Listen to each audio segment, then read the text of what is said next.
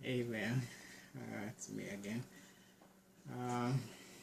We'll be reading again from the same dandy handy notebook. So I hope your day is going good, and I hope life is good for you and life is good to you, and you know, you're being loved and loving those around you. Today we'll be covering a couple of topics, and having that it's Mental Awareness Month, it's just to start with attention deficit disorder, usually known as ADD, or attention deficit hyperactivity disorder, known as ADHD.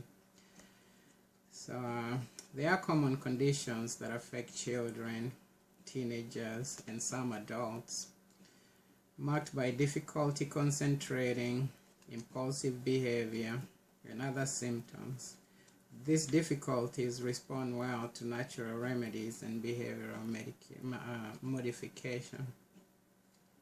See a doctor if problems worsen or fail to respond to natural treatments.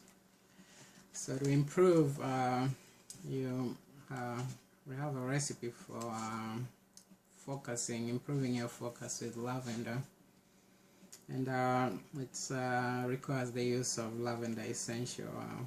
So it's if you're not familiar with essential oils, there's a lot of information out there, and you know, there's different qualities, and there's food grade stuff too, and I mean it's a broader area than I would want to just delve in this. For now, I'll just go ahead and read, and if you're interested, I'm sure there's videos everywhere about it too. So lavender essential oil is an excellent remedy for children and adults who suffer from ADD or ADHD, as it addresses anxiety.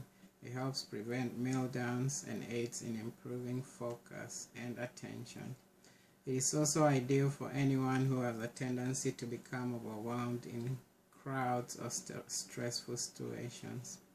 Apply 1 drop of lavender essential oils to the soles of each foot before a stressful situation. Repeat this treatment as needed. Here, the essential oil is used neat, but it can be blended with equal amounts of carrier oil prior to application. Calm with lavender and Roman chamomile. Roman chamomile essential oil is a wonderful antidote to hyperactivity, particularly in children. If you are in a pinch and have just one of those oils, you may use Roman chamomile alone to achieve similar results. Also, an equal amount of lavender and Roman chamomile essential oils might be diffused in the area where the child spends the most time. To make this calming lavender and Roman chamomile, the recipe for it is 2 drops carrier oil, 1 drop lavender essential oil, 1 drop lemon chamomile essential oil. So the way you go about it is the first step is in a small glass bowl, you add the carrier oil along with lavender and Roman chamomile essential oil and start to combine. The second step is you use your fingertips, apply the blend to the inner wrists or behind the ears. And step 3 is repeating this treatment once a day or as needed. And then the next topic we are going to cover is addiction support.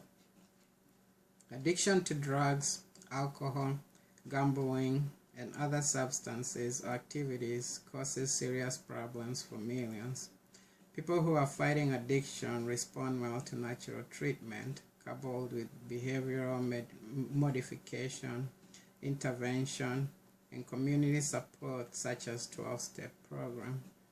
Seek professional help if behaviors surrounding addiction worsen, or if the addict is a threat to himself or herself or others. Curb cravings with peppermint. Peppermint essential oil aids in eliminating the cravings that lead to a relapse.